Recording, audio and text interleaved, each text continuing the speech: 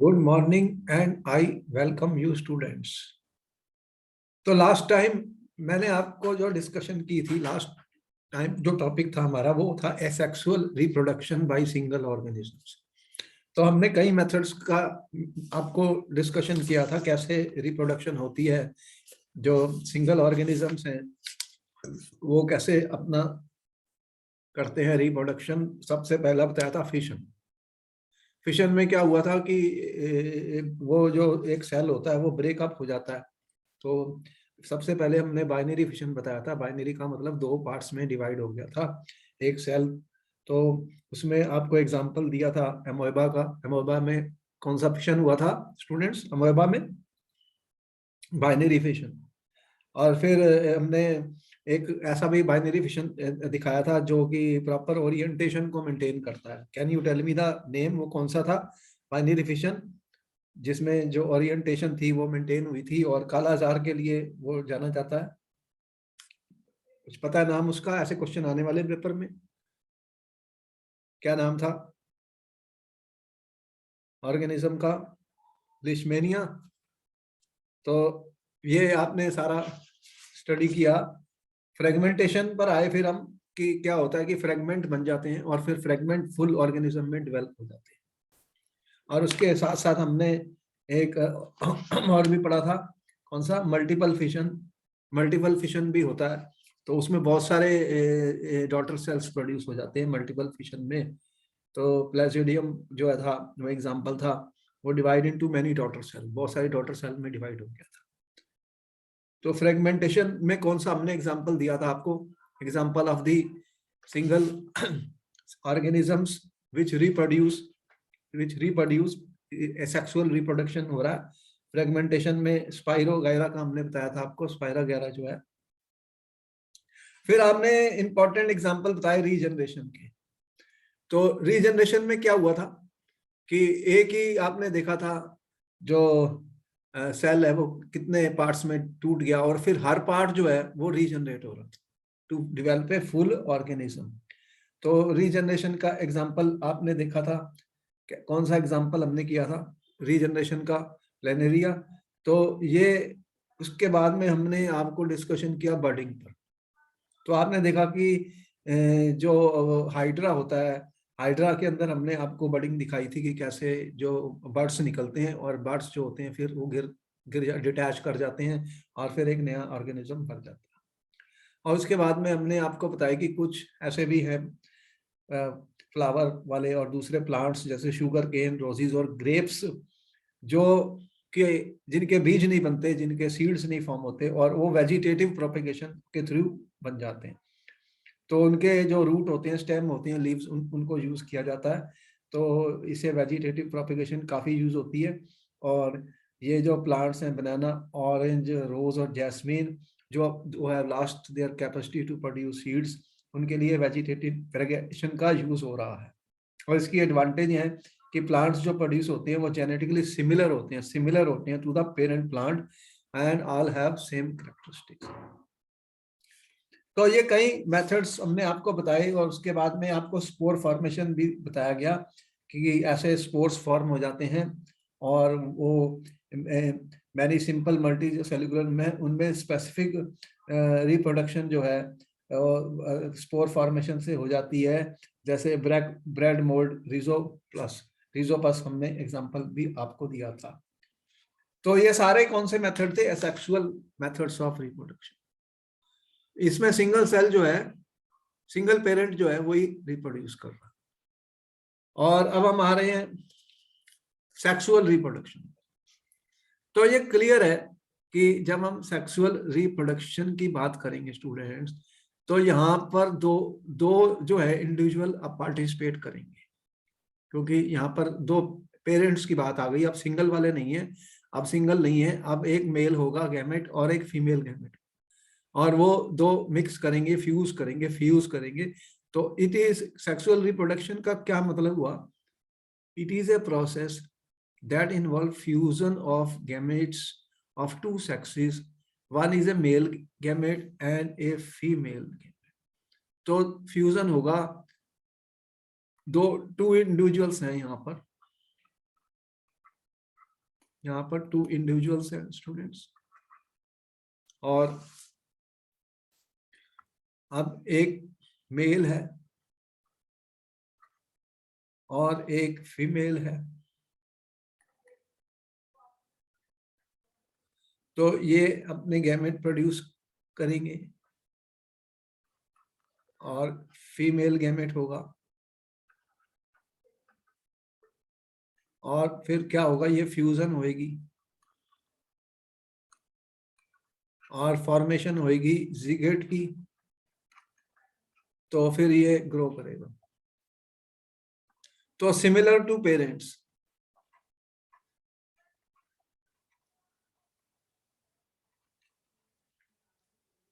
तो sexual is most commonly seen in humans, animals and some plants. तो कुछ plants में भी होंगे फ्लावरिंग, अभी हम देखेंगे, और ह्यूमंस बींग्स में, एनिमल्स में ये जो मोड है सेक्सुअल रिप्रोडक्शन का मोड यूज होता है। तो ये सिंगल से नहीं हो सकता, और उसका रीजन भी हम स्टडी करेंगे, ऐसा क्यों है।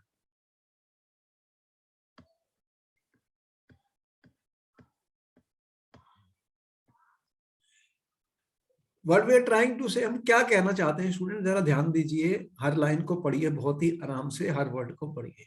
Creation of 2 new cells from one involves copying of the DNA as well as cellular operators.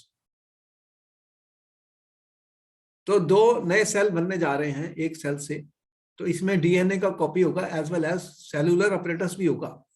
The DNA copying mechanism, as we have noted, cannot be absolutely accurate. तो यहां पर एक DNA कॉपिंग मैकेनिज्म होता है। जब रिप्रोडक्शन होती है, और ये इसमें क्या होता है हमने बताया, ये एब्सोल्युटली एक्यूरेट नहीं हो सकता, it can not be absolutely accurate. आपने देखा था इसमें वेरिएशन हो जाती है, और वो इंपॉर्टेंट है क्योंकि वेरिएशन से ही सर्वाइवल होता है किसी भी ऑर्गेनिज्म का। जब वेरिएशन हो जाती है तो वो सर्वाइवल हो जाता है। तो ये भी इंपॉर्टेंट है कि वेरिएशन होगा तो सर्वाइवल होगा किसी भी ऑर्गेनिज्म में, तो डीएनए के थ्रू ये होता है। ठीक है, अब इसका मतलब क्या हुआ कि यहां पर वेरिएशन होगी डीएनए की, and resultant errors are source of variation in population of organisms. Every individual can not be protected by variations. तो जब वेरिएशन होती है तो सारे तो वेरिएशन से हम प्रोटेक्ट नहीं कर सकते, ठीक है, but in a population variations are useful for ensuring survival of the species. Variation का क्या फायदा होता है ये हमने ऑलरेडी बताया, इंपॉर्टेंट क्वेश्चन है, बहुत बार पूछा जा चुका है।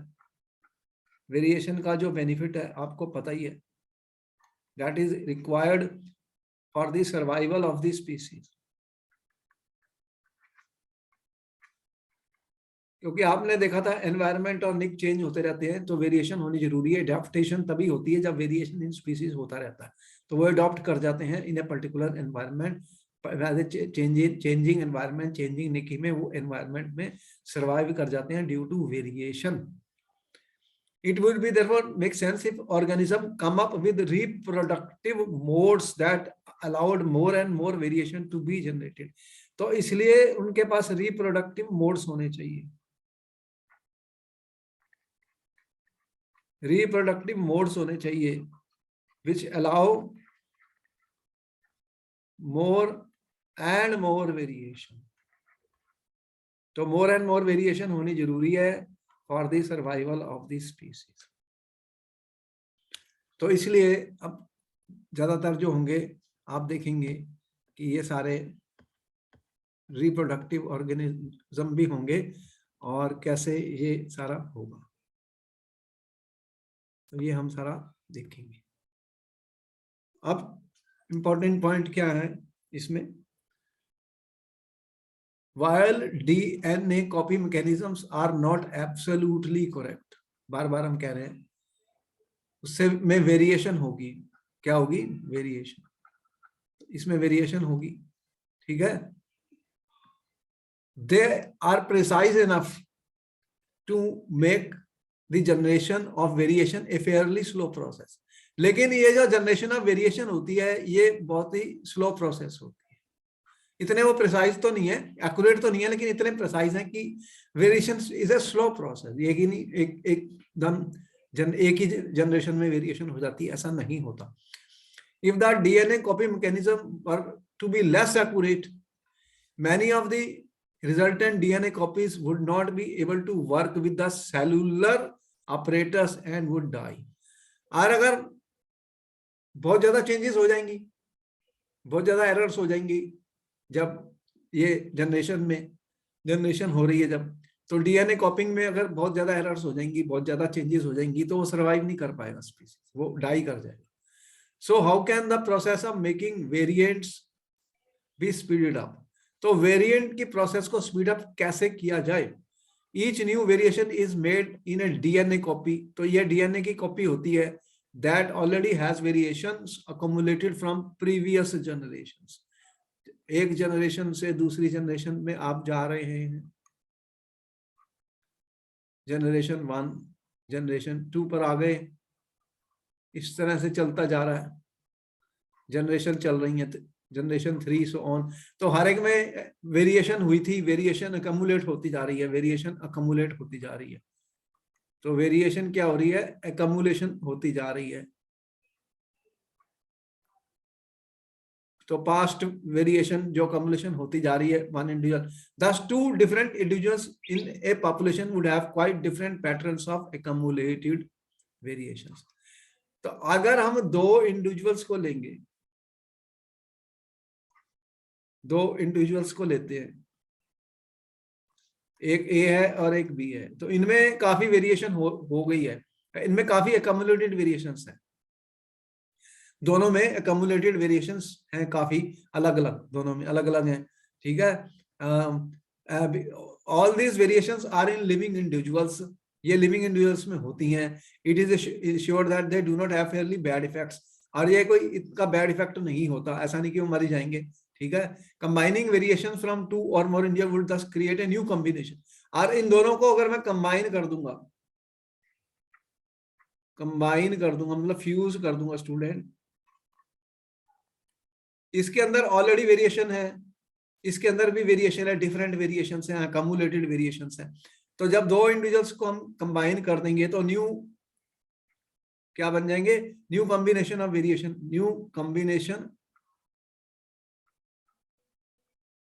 कॉम्बिनेशन ऑफ वेरिएंट्स बन जाते हैं। तो न्यू कॉम्बिनेशन ऑफ वेरिएंट्स बन जाते हैं। Each combination would be novel since it would involve two different, तो जो भी कॉम्बिनेशन होंगी वो नॉवल होंगी, और इसीलिए कि जो दो इंडिविजुअल प्रोड्यूस होते हैं वो कभी भी आइडेंटिकल नहीं होते। कोई भी आप कंपेयर कर लो, दो जो इंडिविजुअल हैं वो सिमिलर तो हैं लेकिन आइडेंटिकल नहीं हो सकते, क्योंकि न्यू कॉम्बिनेशन ऑफ वेरिएशन होती है, और जो वेरिएंट है वो कभी भी सेम नहीं हो सकते। इसी को जैसे अगर कोई डेड बॉडी होती है तो वो कहते हैं इसको आइडेंटिफाई करने के लिए क्या करते हैं? डीएनए टेस्ट, आपने सुना है डीएनए फिंगरप्रिंट। तो डीएनए कभी भी सेम नहीं होगा दो लोगों का। तो ये डीएनए फिंगरप्रिंट जो है आइडेंटिफिकेशन के लिए यूज होता है, क्योंकि जो न्यू कॉम्बिनेशन ऑफ वेरिएंट बनेंगे, जो नया इंडिविजुअल होगा वो डिफरेंट ही होगा, वो आइडेंटिकल नहीं होगा। तो ये डीएनए सबसे इंपॉर्टेंट फैक्टर है कि जो लोग नहीं पहचाने जाते, या जो क्राइम वाली टीम्स भी है तो वो फिंगरप्रिंट्स आजकल यूज नहीं करती, डीएनए टेस्ट किया जाता है, डीएनए से वो आइडेंटिफाई करते हैं कि इंडिविजुअल को, क्योंकि वे जो दो इंडिविजुअल्स होते हैं जब वो इनमें कम्युलेटेड वेरिएशंस है, इसमें भी कम्युलेटेड, एक मेल है एक फीमेल है, ये एक मेल में अपने बहुत ज्यादा वेरिएशन हो चुकी हैं डीएनए की, और फीमेल में भी डीएनए वेरिएशन बहुत हो चुकी हैं ओवर द पास्ट जनरेशन। अब ये दोनों के जब गैमेट्स मिक्स करेंगे तो नया फ्यूजन होगा, उसमें और भी न्यू वेरिएंट बनने वाले। तो जो ऑफस्प्रिंग्स जो बच्चे पैदा होंगे उनके अंदर क्या होगा? सिमिलर तो होंगे लेकिन बिल्कुल आइडेंटिकल नहीं हो सकते, उनका डीएनए जो है वो डिफरेंट आएगा, तो इसमें न्यू कॉम्बिनेशन हो जाएगा। New combination. तो ये जो पेरेंट्स से पता लग जाता है बच्चे का भी, तो वो भी डीएनए के बेस पे ही पता लगता है। तो ये कॉम्बिनेशन और वेरिएशन होती रहती है कि ये डीएनए यहाँ से आ रहे हैं और यहाँ से आ रहे हैं, दोनों जगह से आ रहे हैं। तो sexual mode of reproduction incorporates such a process of combining DNA from two different individuals during reproduction.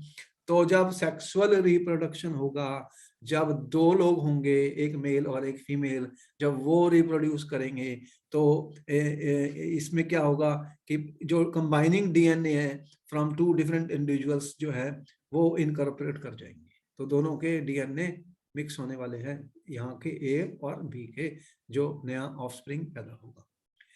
But this creates a major difficulty if each new generation is to be made combination of DNA copies from two pre-existing individuals, then each new generation will end up having twice the amount of DNA that the previous generation had.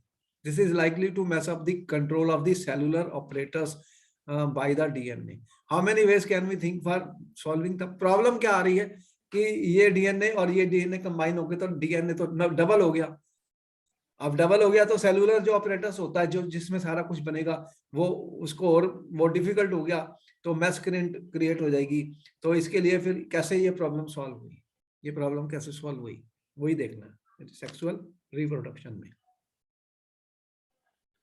अब देखते हैं कि क्या कह रहा है आगे।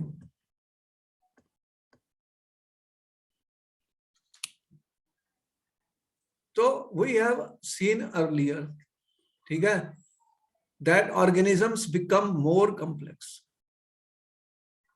देखो हम कॉम्प्लेक्स ऑर्गेनिज्म में आते हैं, हमारे बॉडी के अंदर इतने सारे ऑर्गन्स हैं, इतने सारे टिश्यूज हैं, इतने सारे पार्ट्स हैं, और हर एक पार्ट अलग अलग फंक्शन कर रहा है, तो कॉम्प्लेक्स बनता जाता है ऑर्गेनिज्म।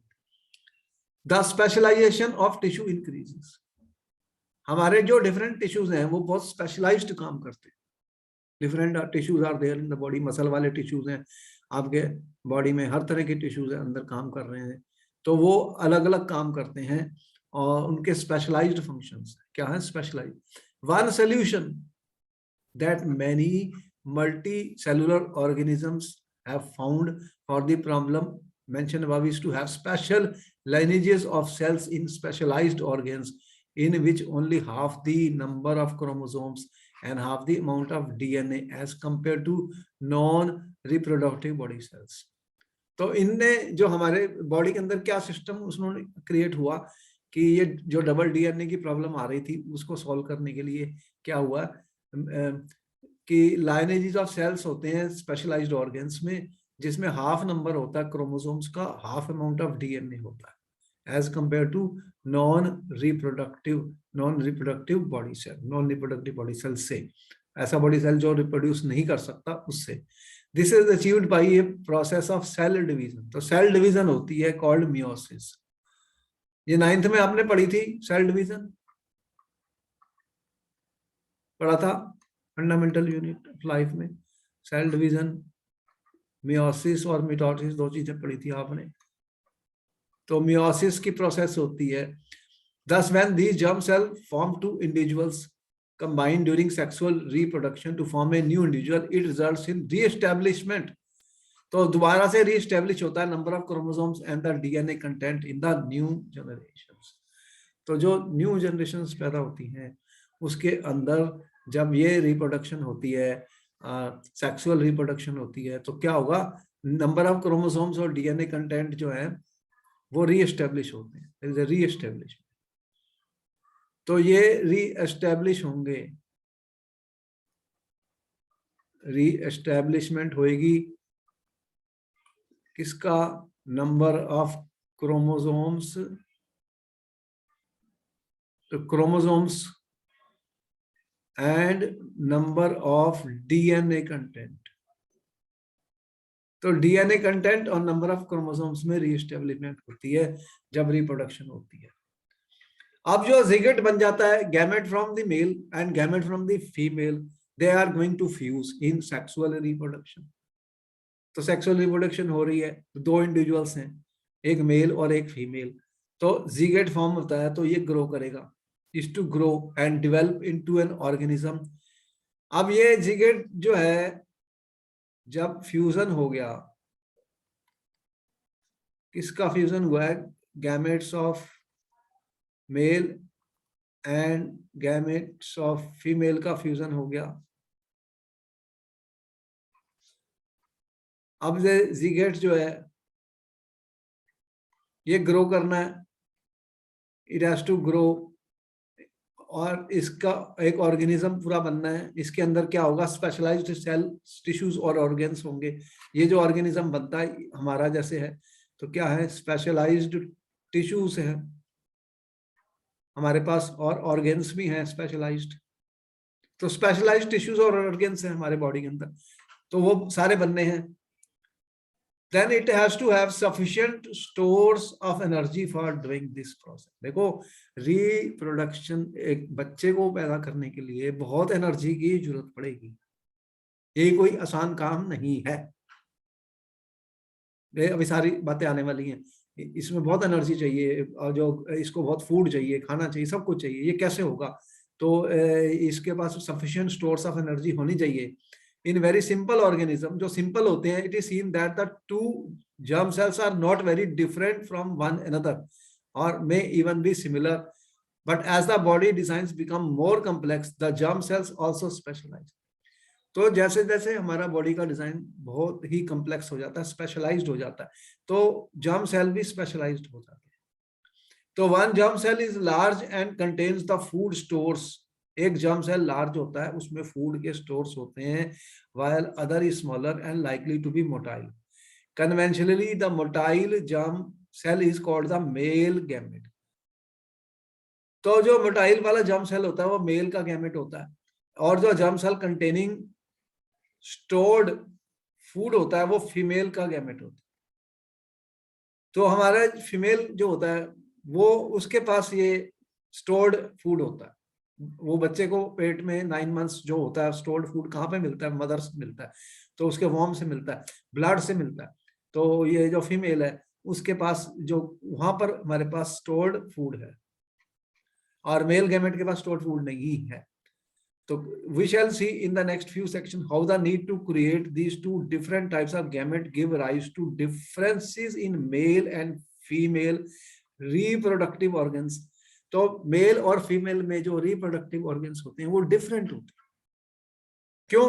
कि सारा जो फूड है वो स्टोर्ड फूड कहां पर है, वो फीमेल गेमेट के पास है, मेल के पास नहीं है। In some cases differences in the bodies of male and female. तो ये हमारे जो रिप्रोडक्टिव ऑर्गन्स हैं वो भी डिफरेंट होंगे, मेल और फीमेल। इसी के बारे में हम पढ़ेंगे जब हम human sexual mode of reproduction पढ़ेंगे। और जाकि फ्लावर्स में भी आएगा, ये प्लांट्स में भी है, तो अभी देखते हैं। तो सबसे पहले देखते हैं sexual reproduction in flowering plants. ये फ्लावर्स जो होते हैं, फ्लावरिंग प्लांट्स जो होते हैं, इसमें जो मोड ऑफ रिप्रोडक्शन है वो sexual reproduction in flowering plant. तो इसका मतलब जो प्लांट्स हैं in which sex organs are carried within the flower, इसमें सेक्स ऑर्गन जो फ्लावर के अंदर होते हैं। Number 1 point, the plants in which sex organs are carried within the flower and seeds are enclosed in a fruit called angiosperms. तो इनके जो plant के सेक्स ऑर्गन्स हैं वो विद इन द फ्लावर, और जो सीड्स हैं वो है fruit called angiosperm. Second, sex organs of plants are its flowers. तो प्लांट्स के सेक्स ऑर्गन्स कौन से हैं? Flowers. Majority of the plants are bisexual. मतलब प्लांट के अंदर ही, एक ही प्लांट में बाइसेक्सुअल का मतलब क्या है कि जो मेजॉरिटी ऑफ दी प्लांट्स हैं कि उस एक प्लांट के अंदर ही male and female reproductive organs होते हैं सेम प्लांट में। तो सेम प्लांट के अंदर क्या क्या है? बाइसेक्सुअल का मतलब क्या हुआ? बाइसेक्सुअल है तो बाई का मतलब ये है कि दो, इसमें मेल और female reproductive organ same plant में है। किसमें? सेम प्लांट में। कैसे हैं अभी हम देखते हैं पिक्चर इसकी। The male organ of flower called stamen. Male organ को क्या बोलते हैं? Stamen. Makes male gamete. Pollen, इसे पोलन ग्रेन्स कहते हैं। तो ये पोलन ग्रेन और जो फीमेल ऑर्गन ऑफ फ्लावर है उसे कार्पल मेक्स फीमेल गैमेट। तो मेल ऑर्गन कौन बनाता है? स्टेमन। ये नोट कर लो, क्वेश्चन ऐसे पूछे जाने हैं स्टूडेंट से। मेल ऑर्गन ऑफ फ्लावर क्या है? स्टेमन। मेक्स मेल गैमेट्स को क्या है? पोलन ग्रेन्स भी कहते हैं, pollen grains. Female organ of the flower को क्या बोलते हैं? कार्पल। तो ये फीमेल गैमेट है, फीमेल गैमेट है, carpel. These gametes are present in ovules, ये ओवल्स में प्रेजेंट होते हैं, और कॉल्ड ओवा और एग, और called ova. The male gamete, fifth point wise note कर लो। The male gamete present in pollen grains, ठीक है, fertilise with female gametes present in the ovule. तो फीमेल के गैमेट जो ओवल में प्रेजेंट होते हैं उसके साथ फर्टिलाइज करेगा कौन? पोलन ग्रेन्स जो है वो फर्टिलाइज करेगी। The fertilised eggs grow within ovules, तो फिर फर्टिलाइज्ड एग ग्रो करेगा ओवल्स में एंड बिकम सीड्स, तो ये सीड्स बन जाते हैं। और सीड से आपको पता क्या बनता है? सीड्स प्रोड्यूस न्यू प्लांट्स और जर्मिनेशन। तो सीड्स की जर्मिनेशन जब होगी तो वहां से नए प्लांट बन जाएंगे। तो फिर हमारे पास मेल गैमेट था, वो कहां पे प्रेजेंट है? आपका मेल गैमेट जो है, ठीक है, वो प्रेजेंट है पोलन ग्रेन्स।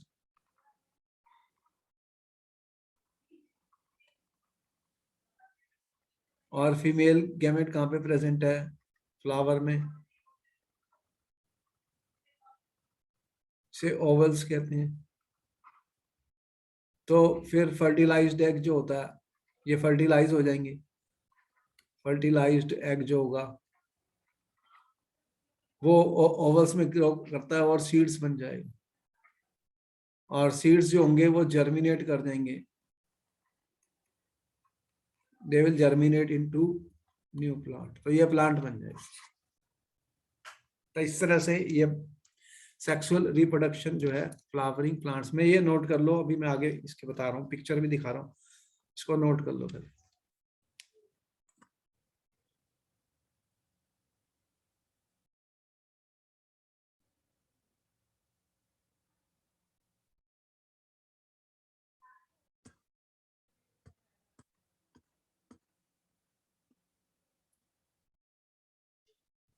तो ये हमारे पास एक पिक्चर है, longitudinal section of a flower.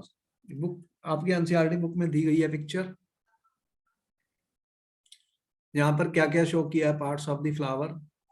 तो ये फ्लावर है, ये ओवरी है, stigma, style, pistil, sepal, petal, filament, anther, स्टेमन।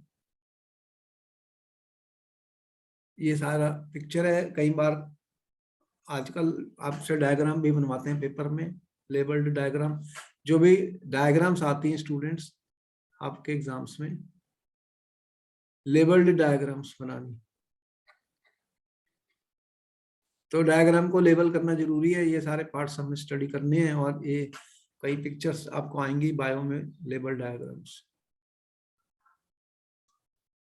और पार्ट्स के बारे में पूछा जाएगा।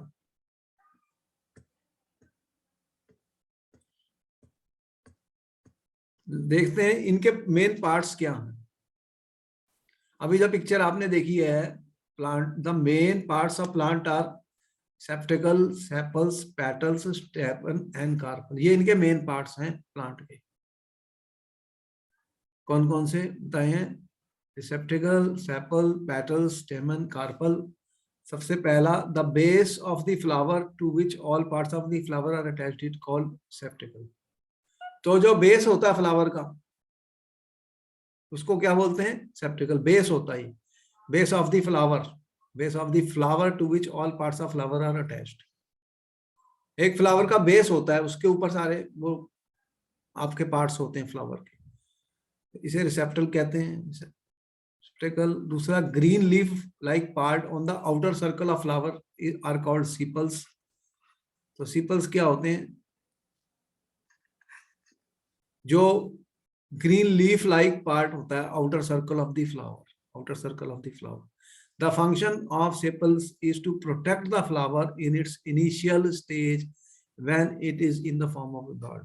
पहले जो फूल होता है ऐसे कली सी होती है, बंद कली सी होती है, तो उसके ऊपर आपने देखा होगा outer circle of the flower के ऊपर ग्रीन सा एक लीफ होता है, उसे क्या बोलते हैं, सीपल्स।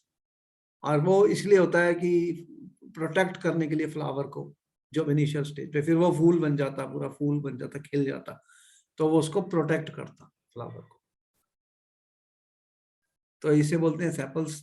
और तीसरा क्या है, the colourful parts of flower are called petals. और जो रंगदार पत्ते होते हैं उसके, हर फ्लावर जब खिलेगा तो उसके अंदर इतने रंगदार पत्ते हैं, उनको पेटल्स कहते हैं, पेटल्स हो गए। फोर्थ क्या है, all petals taken together are called corolla. सारे पत्ते इकट्ठे, उनको क्या बोलेंगे, petals, corolla. The petals are usually scented, ये यूजली अच्छी खुशबू होती है, आपने देखा होगा जो भी फूल होता है उसमें स्मेल, सेंटेड होते हैं, अच्छी, अच्छा ऑर्डर होता है, स्मेल होती है। और क्या देखा, the little stalks with swollen tops just outside the ring of petal in flower are called stamens. और लिटल स्टार्क्स जो होते हैं, swollen tops just outside the ring of the petal, ring, petals के रिंग के ऊपर, they are called stamens, तो उन्हें stamens कहते हैं। ये सारे पार्ट्स यहां दिख रहे हैं,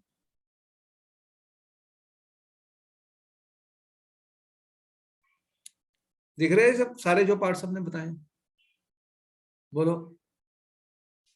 ये एंथर है, फिलामेंट है, ये स्टेमन है, पेटल्स, पेटल है, ये सीपल है, ये जो हरा सा ऊपर होता है जब बर्ड सा बनता है, ये ओवरी है, यहाँ पे सेक्सुअल रिप्रोडक्शन होती है, ये पिस्टल है, स्टिग्मा है, स्टाइल है, तो ये लॉन्गिट्यूडनल सेक्शन है फ्लावर की, कोई भी ये फ्लावर है,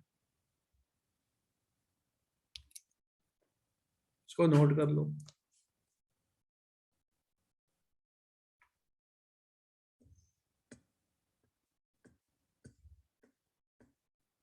तो ये मेन पार्ट्स नोट कर लिए आपने सारे, कौन कौन से हैं, plant are receptacle, sepal, petal, stamen, carpel.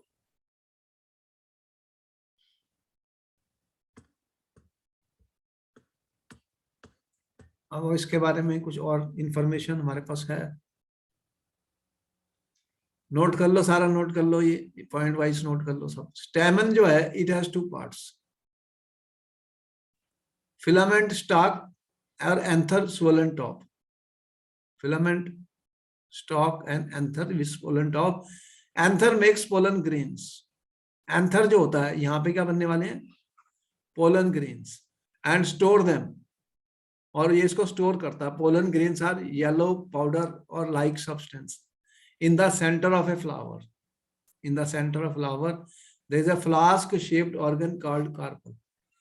तो आपने फ्लावर्स देखे हैं, ठीक है, एक तो उसमें पोलन ग्रेन्स हैं, येलो पाउडर लाइक सब्सटेंस है, और सेंटर पे क्या होता है फ्लावर के, जो स्टेमन में दो पार्ट्स हैं, ठीक है, एक फिलामेंट स्टैक है और एंथर स्वोलन टॉप है, स्वोलन टॉप। इसके सेंटर पे क्या होता है, there is a flask shaped organ called carpel. तो सेंटर में एक फ्लास्क शेप्ड होता है, उसे कार्पल कहते हैं। अब कार्पल क्या चीज है, व्हाट इज कार्पल, इसको मैंने ए लिख दिया, I am writing this as B now. Carpel में क्या क्या है, तीन पार्ट्स हैं कार्पल में। पहला स्टिग्मा है, स्टिग्मा में top part receive pollen grains from anther, तो ये पोलन ग्रेन को रिसीव करता है एंथर से। और मिडल पार्ट है style, it is a tube which connect stigma to ovary. तो एक ट्यूब होती है जो मिडल पार्ट को कनेक्ट करती है स्टिग्मा टू ओवरी। और ओवरी क्या है, swollen part at the bottom, it makes ovules and store them, contain female gametes, इसमें फीमेल गैमेट्स होते हैं, हाँ ओवरी।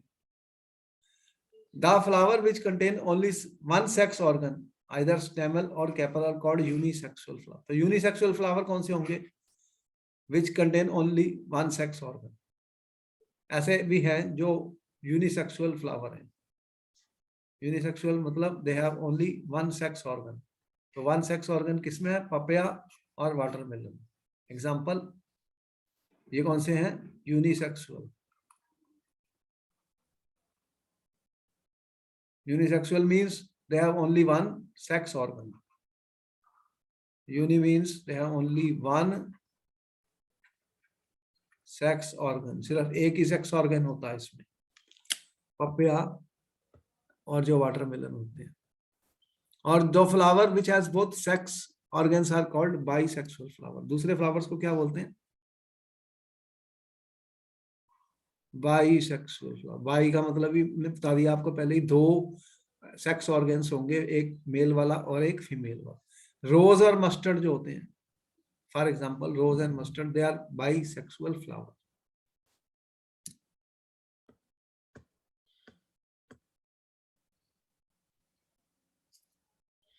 अब यहाँ पे पिक्चर है germination of pollen on the stigma, कैसे होता है।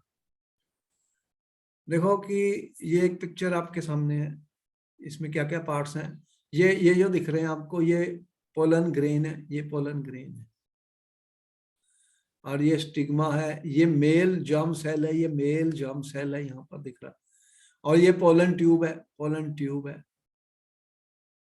और ये ओवरी है, ओवरी है, ये फीमेल जर्म सेल है, यहाँ पे फीमेल जर्म सेल है।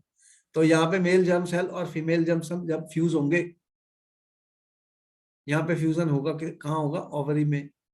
तो यहाँ पे फिर germination of pollen on stigma. The Solan part is ovary, ठीक है, ये सोलन सा पार्ट जो आपको दिख रहा है ओवरी है। Middle elongated part is the style, and terminal part which may be sticky is the stigma, से स्टिग्मा कहते हैं, जो टर्मिनल पार्ट है। The ovary contains ovules, ovary में ओव्यूल्स होते हैं, and each ovule has an egg cell, इनमें egg cell होते हैं ओवरी में। The male germ cell produced by pollen grain, pollen grain में क्या produce, pollen male germ cell कहाँ प्रोड्यूस होता है? Pollen grain. तो ये यहाँ पे मेल जर्म सेल है, the male germ cell produced by pollen grain. Pollen grain क्या करते हैं? मेल जर्म सेल को प्रोड्यूस करते हैं। Fuses with female gamete present in the ovule, तो ये फ्यूज करेगा, मेल जर्म सेल फ्यूज करेगा किसके साथ? फीमेल जर्म सेल के साथ। The fusion of germ cell और फर्टिलाइजेशन गिव्स जिगोट, तो फर्टिलाइजेशन होगी और फिर क्या बनेगा? Zygote which is capable growing into new plant, तो ये फिर एक नया प्लांट प्रोड्यूस कर सकते हैं। तो ये germination of pollen on stigma है, नोट कर लो। मेल जो जर्म सेल है कहाँ पे प्रोड्यूस हुआ? प्रोड्यूस्ड बाय पोलन ग्रेन, इसने पोलन ग्रेन में प्रोड्यूस हुआ, ठीक है। और जो फीमेल गैमेट है,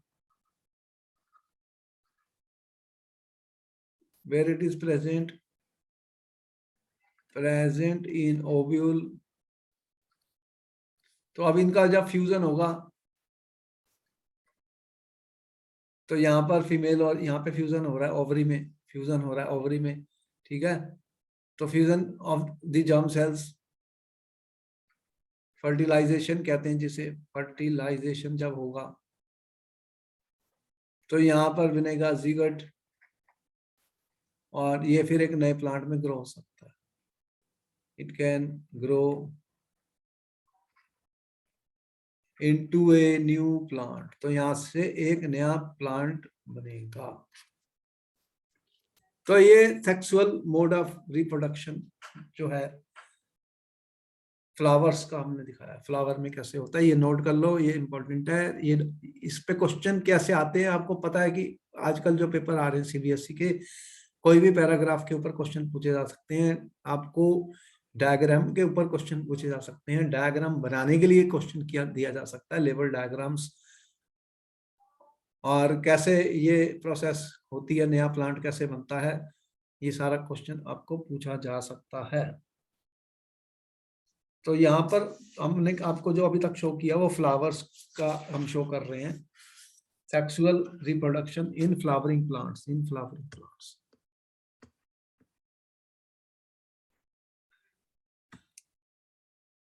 अब क्या हमने बेसिकली आपको बताया है, देखो ध्यान दीजिए, हर लाइन को पढ़ लीजिए। The pollen needs to be transformed from stamen to the stigma. Pollen कहां पर प्रोड्यूस हो रहा है? स्टेमन में। ये कहां पर है, स्टेमन में। तो इसको ट्रांसफर करना है आपने, पोलन को ट्रांसफर ऑफ पोलन करना है कहां पे, स्टिग्मा में। तो it occurs in the same flower, it is referred to as self pollination. दो चीजें होती हैं, एक सेल्फ पॉलिनेशन, जब सेम फ्लावर में पोलन जो होता है वो ट्रांसफर होता है स्टिग्मा में, ठीक है, सेम प्लांट में ट्रांसफर होता है, सेम फ्लावर में ट्रांसफर होता है, ठीक है।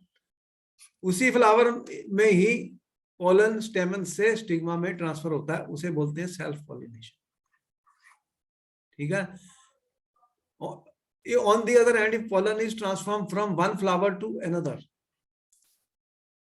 दूसरा क्या होता है, क्रॉस पोलिनेशन। इंपॉर्टेंट है, इस पे क्वेश्चन पूछा जाएगा। क्रॉस का मतलब क्या होता है, if pollen is transform from one flower to another, तो one flower to another, if pollen is transferred, ठीक है,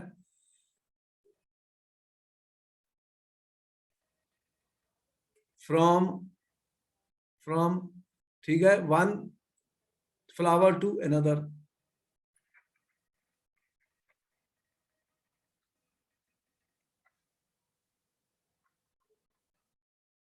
ये कोई दूसरा फूल है, इस फ्लावर से इसको ट्रांसफर करना है, तो इसके लिए तो फिर हमें एजेंट्स चाहिए होंगे, we will need agents to transfer this flower, this pollen को ट्रांसफर करने के लिए एजेंट्स की जरूरत पड़ेगी, एजेंट्स चाहिए होंगे। तो कौन से एजेंट्स होते हैं जो ये ट्रांसफर करते हैं, ऑलरेडी आपको पता है, जैसे विंड, हवा चलती है, हवा से ये चले जाते हैं, विंड से एक फ्लावर से दूसरे फ्लावर में चले जाते हैं, विंड से, वाटर से चले जाते हैं, एनिमल्स भी होते हैं ऐसे जो ट्रांसफर कर देते हैं, ऐसे इंसेक्ट्स भी होते हैं जो एक फ्लावर में बैठते हैं फिर दूसरे पे बैठ जाते हैं, तो वो क्या करते हैं, ये पोलेंस को ट्रांसफर कर देते हैं वन फ्लावर टू अदर। आपने देखे हैं बहुत सारे ऐसे जो एजेंट्स हैं, तो हवा चलेगी तब भी ये हो सकते हैं। तो after pollen lands on a suitable stigma, तो ये पोलन जब सुटेबल स्टिग्मा पे लैंड कर जाएगा, then it has to reach the female germ cells. तो transfer of pollen from one flower to another is achieved by agents like wind, water और animals. After pollen lands on the suitable stigma, it has to reach the female germ cells which are in the ovary. अब ये पहुंच गया एक flower से दूसरे flower तक transfer हो गया पोलन जो है, तो अब पोलन को कहाँ पहुंचना है, पोलन जो है वो मेल गैमेट है, मेल गैमेट है, फीमेल गैमेट के साथ मिक्स करना है। फीमेल गैमेट कहाँ है फ्लावर का, वो ओवरी में है, तो it has to reach female germ cell that is ovary. For this a tube growth, तो इसके लिए एक ट्यूब होती है out of pollen grain that travels through the style to reach the ovary. तो एक ट्यूब आपने देखी है जिसके थ्रू ये प्रोसेस होती है, यहाँ पे भी पिक्चर में आपने देखा, ये पोलन ट्यूब दिख रही है आपको, ये वाली पोलन ट्यूब।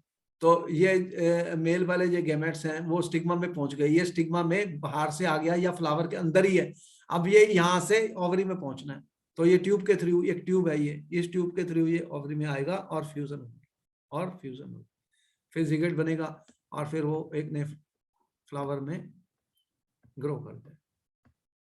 तो अब after fertilisation the zygote divides in several times to form an embryo within the oval। तो फिर ये जिगेट जो होता है वो बहुत बार डिवाइड करता है several times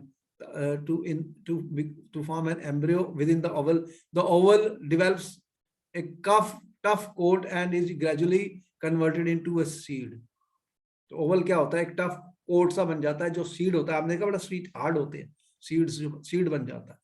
the ovary grows rapidly and ripens to form a fruit, और फिर जो ओवरी होती है वो रैपिडली ग्रो करती है और फिर उसका फ्रूट बन जाता है वहां। Meanwhile the petals, sepals, stamen, style and stigma में श्रिवल एंड फॉल ऑफ। तो जब फ्रूट बन गया तो ये पेटल्स, सिपल्स और स्टेपल्स होते हैं वो गिर जाते हैं, fall of. Have you observed any flower part still persisting in the fruit? Try and work out the advantages of seed formation for the plant. The seed contains the future plant or embryo which develops into a seedling under appropriate condition. The process is known germination। तो यहाँ पर seeds मिल गए आपको, और फिर seeds की germination करके आपको एक नया प्लांट मिल जाएगा। क्या मिलेगा? नया प्लांट ऑर्गेनिज्म मिल जाएगा।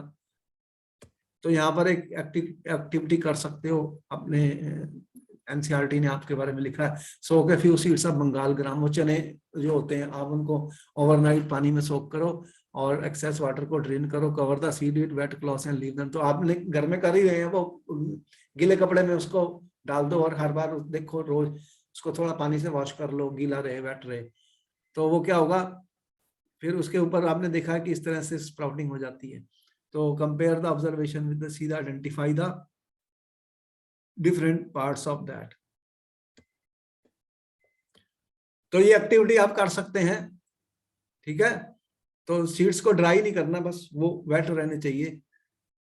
And cut open the seed carefully, observe different parts. तो इस तरह से ये फूड स्टोर, ये देखा आपने, जो फूड है जर्मिनेशन हो जाती है, जर्मिनेशन हो रही है। पर ये प्लूमेलेट फ्यूचर शूट है, रेडिकल का फ्यूचर रूट है। ये आप एक्टिविटीज कर सकते हैं, these activities you can do। तो यहाँ पर हमने आपको प्रोसेस दिखाई है। द प्रोसेस ऑफ पोलिनेशन क्या होती है, अभी मैंने बताया pollination. The process of transform of pollen grain from one anther to stigma of the flower is pollination. और दो टाइप्स की पोलिनेशन मैंने आपको बताई है, ये इंपॉर्टेंट है, इंपॉर्टेंट क्वेश्चन है। सेल्फ पोलिनेशन क्या होती है? Transfer of pollen grains from anther to stigma of the same flower. Same flower के अंदर जब ट्रांसफर होगा पोलन ग्रेन्स का एंथर के अंदर, तो उसे सेल्फ पोलिनेशन कहते हैं। और क्रॉस पोलिनेशन क्या होगा? जब यहाँ पर क्रॉस पोलिनेशन, एक फ्लावर है, ये दूसरा अलग फ्लावर है, तो यहाँ पर इसका जो बना है पोलन ग्रेन, वो ट्रांसफर हो रहा है दूसरे फ्लावर में, ठीक है। तो ये एंथर में से स्टिग्मा में दूसरे फ्लावर में जा रहा है। तो cross pollination, transfer of pollen grain from anther to stigma of another flower or another flower of different form of the same species, it generally takes place with the help of some agent। तो ऐसे agents होते हैं जो करते हैं, जैसे insects भी होते हैं, बर्ड्स, विंड, ऐसे इंसेक्ट्स जो यहाँ बैठेंगे, जो भी इंसेक्ट्स हैं, वो यहाँ से फिर दूसरे फ्लावर पे बैठ जाते हैं, तो ये ट्रांसफर कर देते हैं। ये क्रॉस पोलिनेशन हो रही है। ये क्या हो रही है? Cross pollination. तो सेल्फ पोलिनेशन में क्या होगा? Pollen grains from anther to stigma same flower में हो रहे हैं, और क्रॉस में क्या हो रहे हैं? ट्रांसफर हो रहा है pollen grain from anther to stigma of another flower। important है, what is the difference between self pollination? ये क्वेश्चन आ चुका है पेपर में। what is the difference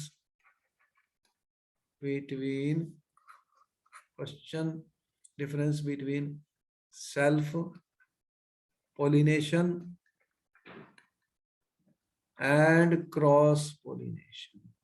important है, इसको आप के सामने स्क्रीन पर आंसर लिखा हुआ है। तो सेम फ्लावर के अंदर अगर पोलन ग्रेन ट्रांसफर होता है from anther to stigma self, और डिफरेंट फ्लावर्स में अगर ट्रांसफर होता है pollen grain from anther to stigma, उसे क्रॉस कहते हैं। तो क्रॉस के लिए हमें एजेंट्स की जरूरत पड़ेगी।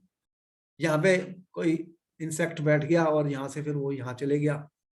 जो भी इंसेक्ट्स आपको दिख रहे हैं, इतने सारे हैं जो पेड़ पौधों पर बैठे रहते हैं, वो सब ये कर सकते हैं। हवा चली तब भी विंड्स फ्लो हो गई, वाटर से भी चले जाते हैं। बर्ड्स भी हैं उससे बहुत सारे, तुम्हें पता ही है। ये चिड़िया यहाँ बैठी, वो यहाँ से ले गई, यहाँ पे बैठ गई। ऐसे बर्ड्स बहुत हैं, पिजन्स जो भी हैं, वो करते हैं सारा। तो फिर ये हमारा फर्स्ट टॉपिक खत्म हुआ, sexual reproduction in flowering plants. फिर मैं आपको नेक्स्ट टाइम मिलता हूँ, जिसमें हम डिस्कस करेंगे रिप्रोडक्शन इन ह्यूमन बीइंग्स। हम अपने बच्चे कैसा रिप्रोड्यूस करते हैं, ये इंपॉर्टेंट टॉपिक है, और इसके ऊपर कुछ क्वेश्चन आएंगे, तो ये हम नेक्स्ट टाइम स्टडी करेंगे। अभी आपको पता लग गया, सेक्सुअल रिप्रोडक्शन हमने सबसे पहले किया था, जिसमें सिंगल ऑर्गेनिज्म होता है, सिंगल इंडिविजुअल करता है, और उसमें हमने कई रीजनरेशन, बडिंग वगैरह सब बताए। और अब हमने सेक्सुअल रिप्रोडक्शन फ्लावर्स का बता दिया आपको कि यहाँ पे मेल गैमेट होंगे और फीमेल गैमेट होंगे, और वो फिर जिगेट बनेगा और फर्टिलाइज होगा, सीड बनेगा, और इस तरह से वो प्लांट बन जाएगा। तो नेक्स्ट टाइम हमारी स्टडी और इम्पोर्टेंट है, तब तक क्वेश्चन आंसर करिए। जो हमने आपको क्वेश्चन भेजे हैं उनके आंसर करिए, इम्पोर्टेंट है। और वो है अब next topic, reproduction in human beings. Bye bye, फिर मैं मिलता हूँ next time. Thank you sir.